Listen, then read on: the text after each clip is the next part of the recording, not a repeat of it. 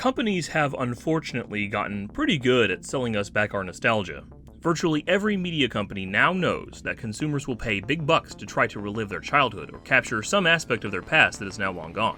One of the more dangerous manifestations of this trend is the proliferation of startups that capitalize on our nostalgia and promise that they can bring back long-lost good feelings, even if those feelings never existed in the first place.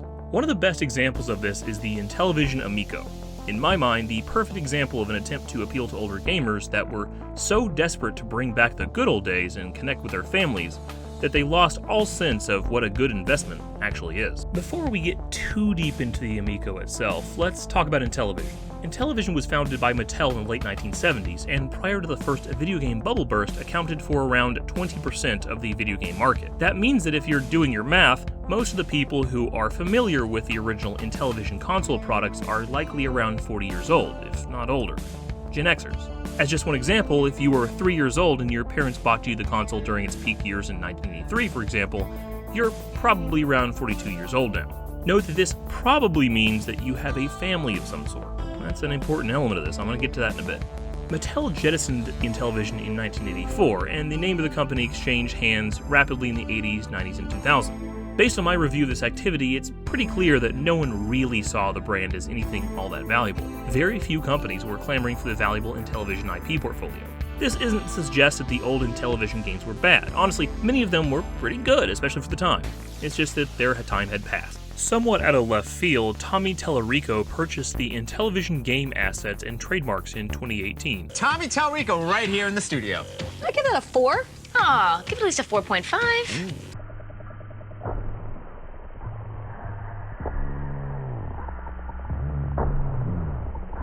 He decided to create a new Intellivision console, the Intellivision AMICO, effectively reviving the brand from the dead after literal decades of irrelevance. To work on the AMICO, Tallarico started the company Intellivision Entertainment LLC, which is headquartered in Salt Lake City. Intellivision currently employs 41 full-time personnel and allegedly has contacts with over 20 game developers across the globe, all in the service of the AMICO.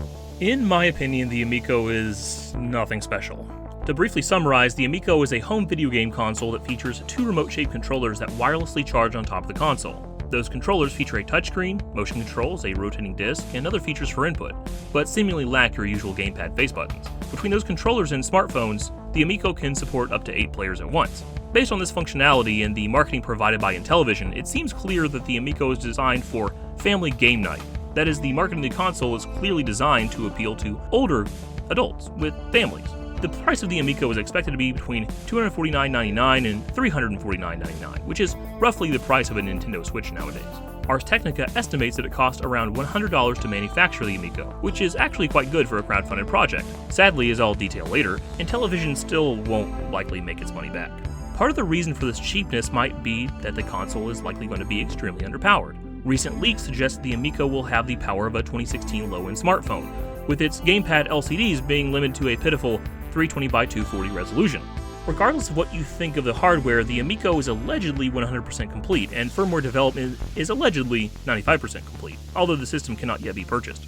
In terms of its initial reveal alone, the AMICO was a surprising success. Intellivision allegedly received over $25 million in pre-orders, with 2,600 units sold, each of those units being sold at $299 US.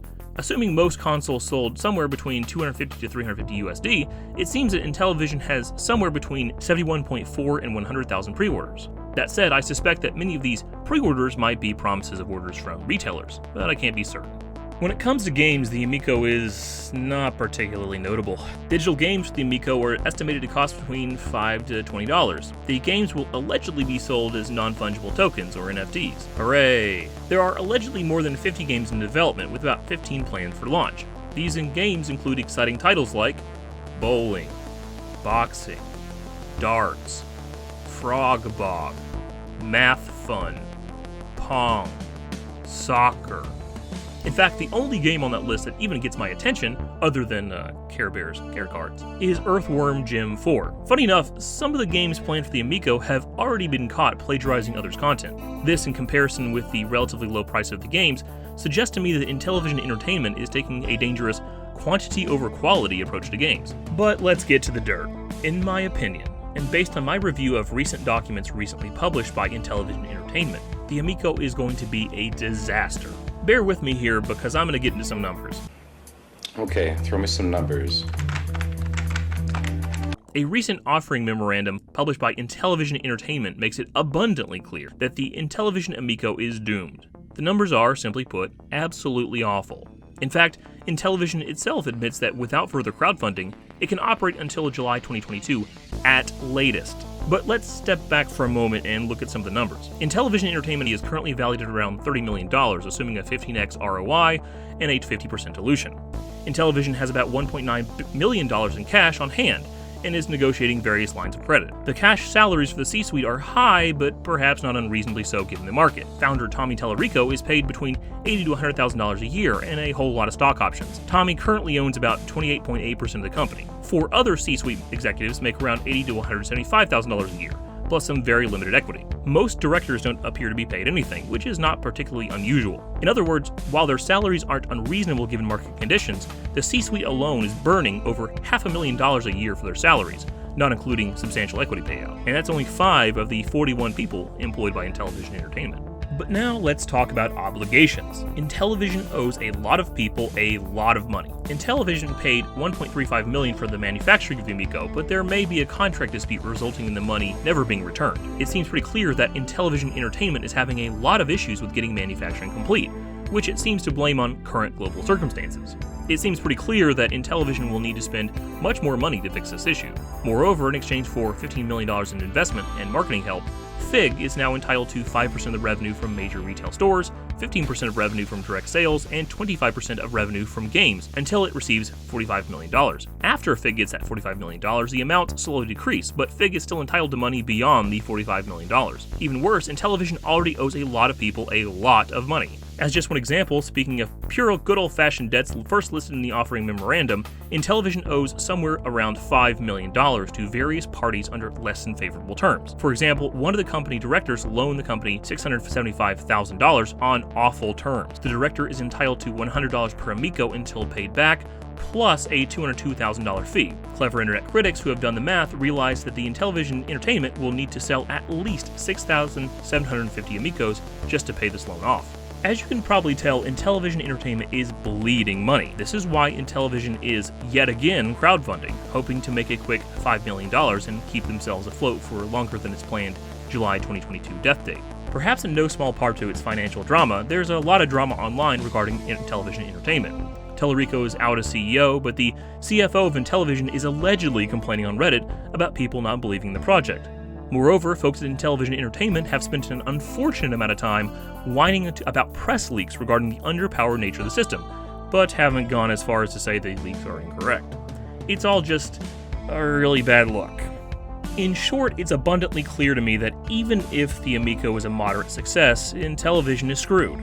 Every console sale will involve substantial payments to FIG, its own directors, and in service of its extreme debts. Moreover, those who do get the console will get an underpowered mess that at best will run rudimentary and uninteresting games. It seems increasingly likely that it will be a Christmas miracle if Intellivision Entertainment can keep alive through all of 2022.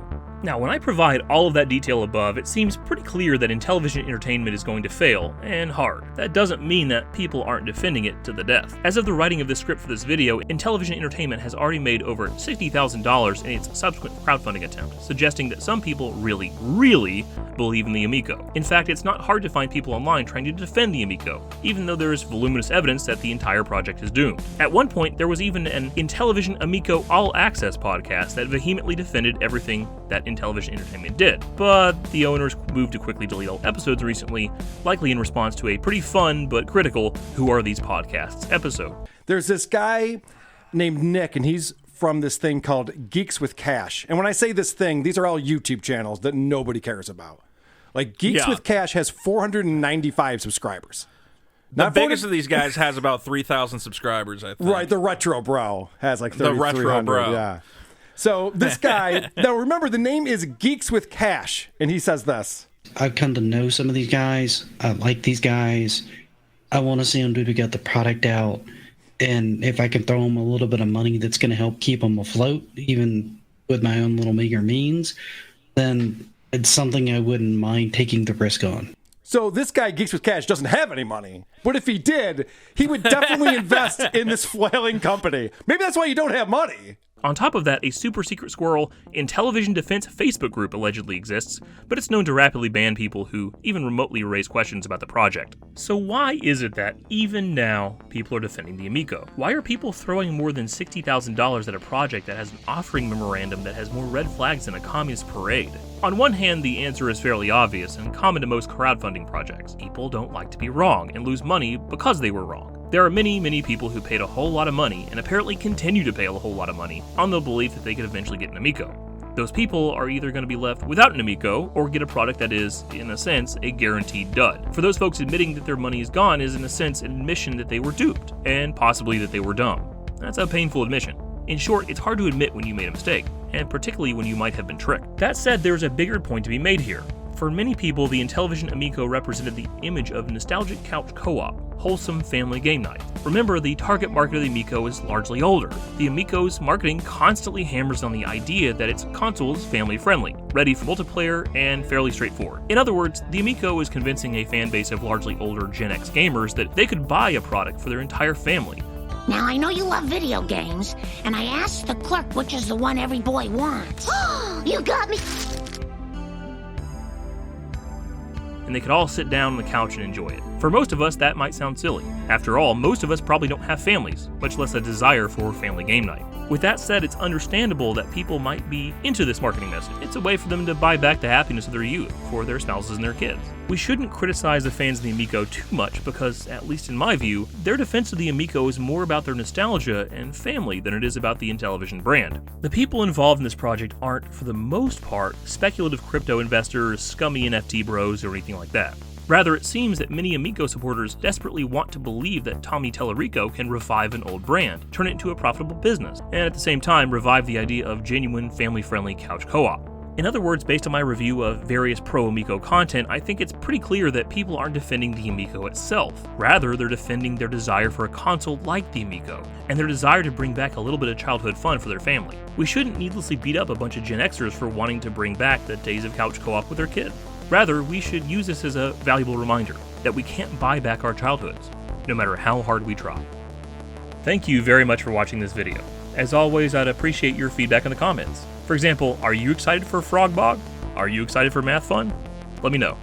And thank you again.